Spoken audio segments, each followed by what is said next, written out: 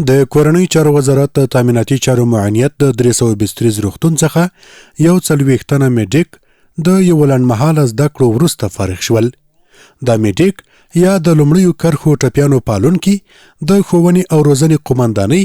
د صحیه د لوی ریاست او مرکزی روغتون څخه د لنډمهاله کورس ته ورپېژندل شوي وو چې 2 میاشتې نظري او 2 اونۍ عملي زده کړې وکړي. په دغه فراغت غونډه کې چې د کورنۍ چارو وزارت د تامیناتي چارو معاونیت د 320 روغتون په تالار کې جوړه شوې وه،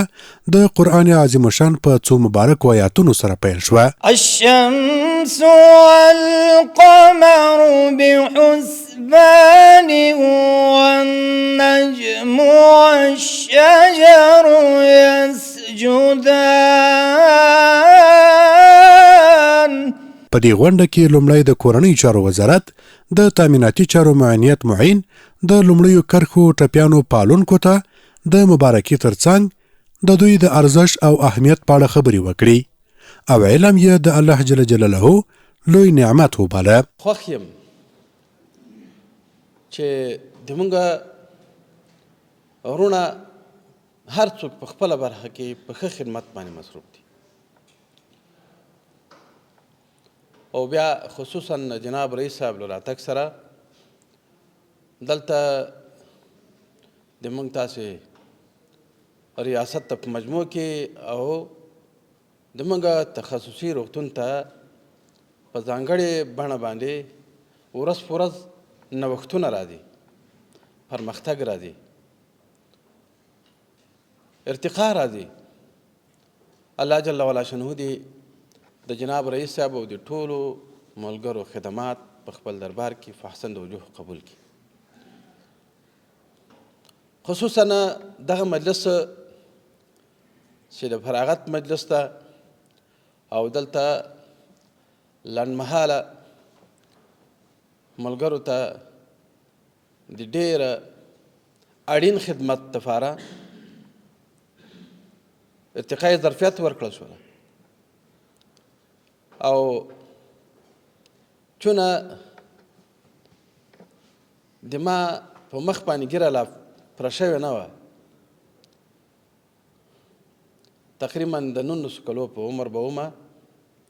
له هغه وخت نه تر نن زمانې پورې یعنې تقریبا له 3 کاله مخکې فتحې پورې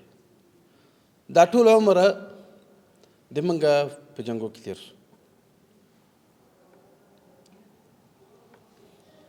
او الله دې قبول کړي. په خپل وجود کې داسې اندام نه لرم چې هغلته زخم دی پکې.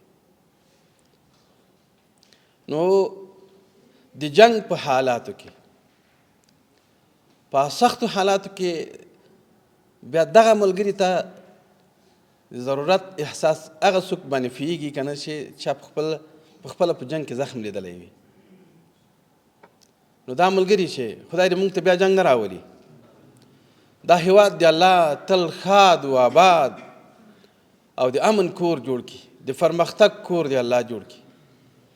جنګ د الله نه راولي. خو که خدا نه خواسته یو څه پیښه کیږي او هغلته ملګری زخمي کیږي، نو د دغه ملګري اړتیا هغلته محسوسیږي. موږ باید داسې یو ظرفیت پیدا کړو په خپل ځای کې چې هغه لاعلاجه خلک د هغو علاج وکړو، او د لاعلاجه خلکو چې له ژوند نه مایوس وي هغو ته ژوند ورکړو، او د هغوی لپاره د ژوند هغه نعمت په سترګو کې ورښکاره کړو. همدارنګه د 320 روغتون لوی رئیس الحاج مولوي صدیق الله بدر هم خبرې وکړي او داسې وویل: دغه میډیکان حضرات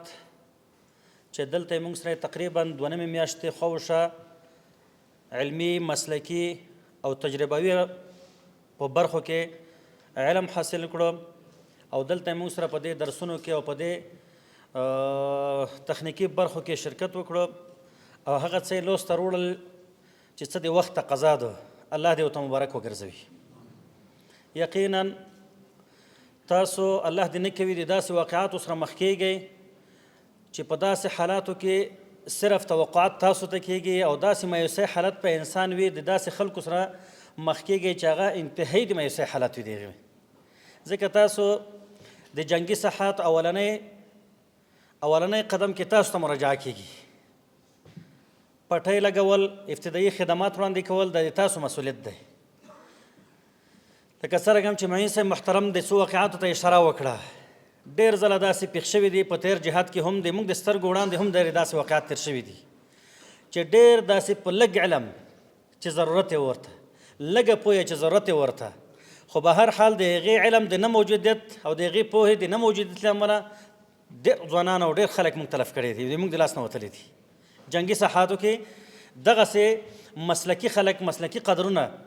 په بعضو ساحاتو کې کیدای شي ممکن ډېر واقعات داسې شوي وي چې تاسو د دغې قدرونو د عدم موجودیت له امله نفسونه تلف شوي وي. نو دغه علم که ورته ولیدلی شي دا فرضي علم دی محترم، یقینا ځکه یو نفس چې د تلف نه یو نفس تلف کیږي، یو نفس او یو سړی مطلب دا دی چې تلف کیږي او مړ کیږي او الله رب العزت تا په لاس کې شفا ایښې وي او ته د دغې خلکو خدمت وړاندې کړې، دې خلکو ته خدمت وړاندې کړې. لکه مولوي صاحب اشاره وکړه، قرآن پاک کې یو آیت دی چې که چېرته یو څوک یو چا ته ژوند وروبخي، د داسې دی لکه ټول امت ته چې د ژوند بخلی وي، لکه ټول انسانیت ته چې د ژوند بخلی وي. دومره لوی عظمت دی. خوښ او خوشحاله یم چې نن په داسې یو ځای کې ځان وینم چې دلته په مسلکي توګه د وطن بچیان روزل کیږي. په اول قدم کې له استادانو، ادارې او ریاست مننه کوم چې موږ ته یې داسې زمینه برابره کړه چې موږ ته یې په صحي بخش کې عملي او نظري زده کړې راکړې.